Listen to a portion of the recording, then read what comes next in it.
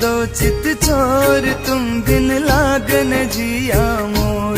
सतगुरु दर्शन दो चित छोर, तुम बिन लागन जिया मोर। लागन जिया मोर, तुम बिन लागन जिया मोर। कि यहाँ पे कल से ही संगत है शाम को, और काफी दिन से यहाँ के सत्संगी चिमना लड़का भी बेंगलोर से काफी दिन से आया हुआ है, और इसी इंतजार में था जब तक मैं यहाँ नहीं आ जाऊं या ये सत्संग का कार्यक्रम नहीं करवा लें तब तक वो नहीं जाएगा। लेकिन क्या करूं, इधर उधर जाने में सत्संग और के कार्यक्रम संगत ज़्यादा बढ़ने के कारण मुश्किल तो होता है, लेकिन फिर भी यहाँ के लिए समय मैं इसलिए निकालता हूँ कि देखो चाहे छोटी जगह बनाई है, सत्संग का रूप दे, सत्संग का ही रूप दे रखा है, और साल में एक बार बुलाते ही हो। और फिर दूसरी चीज, जब राजस्थान के आश्रम में आने में मजा भी अलग है, क्योंकि आप लोगों का प्यार विश्वास बहुत ज्यादा है। पूरी रात से इतनी सर्दी में जब आप यहाँ रुके हुए थे, मेरा क्या रसिया 3 घंटे मिल जाती में आया। लेकिन जहाँ प्यार होता है, जहाँ श्रद्धा विश्वास होता है, भक्ति नाम इसी का है कि आदमी बिना किसी परवाह के भूख प्यास निद्रा सब आलस इन सब चीजों को त्याग के सिर्फ एक ही चीज में जब रम जाता वही भक्ति है। चाहे वो किसी का भी काम में लगे, चाहे वो कोई व्यवसाय है, चाहे खेती का काम है, चाहे कोई दूसरा नौकरी पेशा है, चाहे कोई विद्यार्थी विद्या पढ़ता है, या कोई इंजीनियर कोई वकील किसी भी काम में लगा होता है, तो जब तक वो उसकी मंजिल को नहीं पा लेता तब तक उसको चैन नहीं होता। और उसके सोने में उठने में बैठने में जागने में खाने में पीने में जीवन की हर पल पल में वो काम करते हुए भी उसी बारे में उसका ध्यान रखता है। और भक्ति तो सर्वोत्तम चीज है। दुनियादारी के जितने कार्य धंधे या हमारे जीवन में जितने भी हमारे संबंध जुड़े हैं, वो हमको ये फुर्सत ही नहीं लगने देते कि कब परमात्मा का नाम लें। लेकिन संतों ने बड़ी कृपा करके इस युग में बड़ा सीधा रास्ता बताया कि भाई हाथ से काम करो, मन में प्रभु के नाम को याद करो। इसके लिए तो आपको मैं बताता भी रहता हूँ, किताब लिखी हमने, मैंने पंजाबी में सुना था कि हथ कारवल मन यार बन, कि हाथ आदमी का काम की तरफ होना चाहिए और मन उसका परमात्मा की ओर होना चाहिए। यार परमात्मा है हमारा, उससे बढ़ के कोई यार कोई दोस्त कोई मित्र कोई रिश्ता कोई नाता नहीं है। और उससे पहले नाता हमारे गुरु से है, क्योंकि परमात्मा का रास्ता बताने वाला, हमें बुराइयों से बचाने वाला, सन्मार्ग देने वाला, और हमारे जीवन की जो सबसे जरूरी चीज है उसकी ओर ले जाने वाला गुरु काम करता है। और दुनियादारी के लोग चाहे हमें लाख मदद कर देंगे, माँ बाप पालन पोषण कर देंगे, और दूसरे लोग हमारे दूसरे कामों में सहायता कर देंगे, लेकिन इस जीव के कल्याण के लिए तो गुरु ही काम कर सकता और किसी की बस की बात नहीं। इसीलिए आदमी का काम करो, बिना काम के उद्यम के आदमी का निर्वाह होना बड़ा कठिन है। संतों ने कहा कि अपना काम करो, लेकिन काम किस प्रकार से करो? ऐसा करो जिससे किसी से धोखा ना करो, कपट ना करो, छल बेईमानी ना करो, ईमानदारी का सच्चाई का हक हलाल की कमाई खाओगे, तुम्हारे विचार शुद्ध रहेंगे, जीवन पवित्र होगा, तुम्हारी आत्मा भी शुद्ध होगी।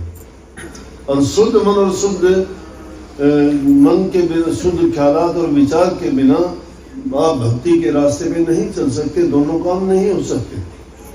कि आदमी एक तरफ तो बुराइयों में शराब कबाब झूठ कपट बेईमानी भ्रष्टाचार इन चीजों में डूबा रहता है, और दूसरी तरफ भक्ति का चोला पहन के कहता है मैं भगत नहीं हूँ। भगत तो जगत दोनों तो नहीं चल सकते, लेकिन संतों ने शेर और बकरी को एक घाट पे पानी पिला दिया। शेर और बकरी को एक घाट में पानी पिलाना कैसे? शेर को बकरी दिखाई दे मार देगा, खा जाएगा उसको। ये जगत जो है उस बकरी की भांति है। अगर हम उससे थोड़े से भी हमारी नजर बच जाती है, ये अपने आप में समा लेता है, जीव को बहका देता है। कितनी प्रकार के आडंबर पाखंड दुनिया में फैले हुए हैं, लेकिन कुछ उनमें अशुद्ध है, कुछ शुद्ध है। शुद्ध में के लौकिक भक्तियों वाले शुद्ध भी है, तीर्थ है, व्रत है, पूजा पाठ है, वो भी है, लेकिन वो लौकिक भक्ति है, परलौकिक नहीं है। रूह का काम नहीं है उसमें। नामवरी इज्जत मिल जाएगी कि फलाना आदमी बड़े दान करता है, बड़े पुण्य करता है, भंडारे चलाता है, मंदिर बनवाता है, मस्जिद गुरुद्वारे बनवाता है, बड़ा पैसा खर्च करता है। तो क्या है? नाम हो गया कि रोजाना मंदिर में जाके पूजा करता है, लेकिन पूजा किसकी करता है? पूजा किसकी करता है? घड़े देव की पूजा करता है, अनघड़िए की नहीं करता। जो हाथ से गढ़ा जाता है वो घड़िया है, गढ़ा हुआ है वो। और अनघड़िया कौन है? जिसका रंग नहीं, रूप नहीं, कोई आकृति नहीं, कोई बनावट नहीं। तो उसका ज्ञान हमें कौन सदगुरु देता है? तो इसलिए सब संतों ने यही रास्ता संसारी जीवों के लिए बताया कि आप पहले काम करो, शरीर थकेगा आराम करो, और फिर फुर्सत में परमात्मा का नाम लो, जो सबसे जरूरी है। आदमी को लाख काम छोड़ के खाना खाना चाहिए, और भी ज्यादा 10 लाख काम छोड़ के आदमी को नहाना भी चाहिए, लेकिन करोड़ काम छोड़ के आदमी को प्रभु का नाम लेना चाहिए। सबसे बड़ी बात है।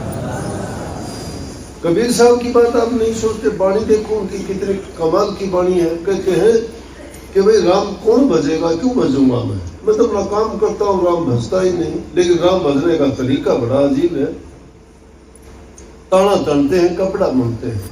जुला जाति से थे। जो संत जिस जाति में, जिस धर्म में, जिस हालात में पैदा हुए, उन्होंने अपना व्यवसाय अपना कमा के खाया। नामदेव छिपी थे, कपड़े ठेकने का काम किया, कपड़े लगे। कबीर साहब जुला जाति थे, कपड़ा बुना। दूसरे धन्ना भगत जाट था, खेती का काम उसने किया।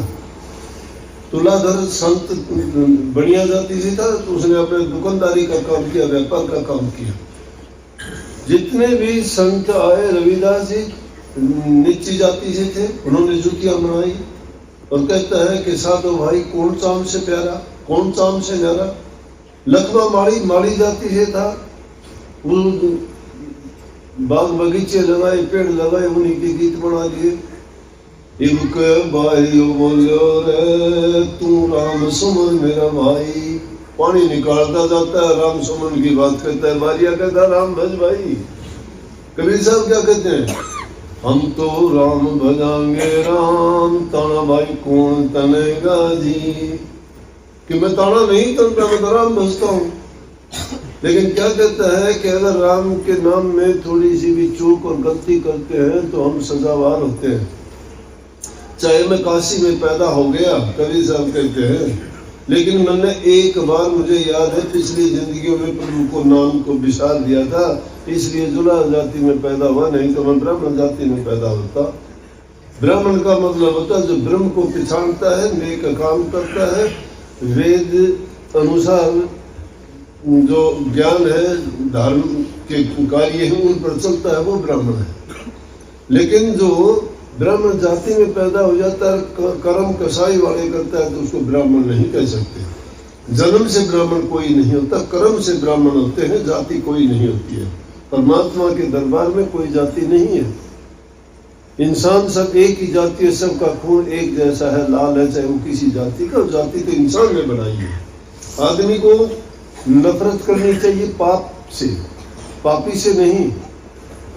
कर्म करता है इंसान, उसके बुरे कर्म से नफरत करो। इसलिए जाति पाति कोई नहीं है, जाति पाति पूछे नहीं कोई, हरि को भजे सो हरि को हुई। हम परमात्मा की संतान है, सभी हरिजन हैं, हरि के संतान, उसके पैदा किए हुए हैं। और उसकी संतान वही है जो उसको याद करता है, चाहे वो किसी भी जाति में पैदा हुआ है। अगर उसको याद नहीं करते, प्रभु की भक्ति नहीं करते, तो इंसान का चोला व्यर्थ है।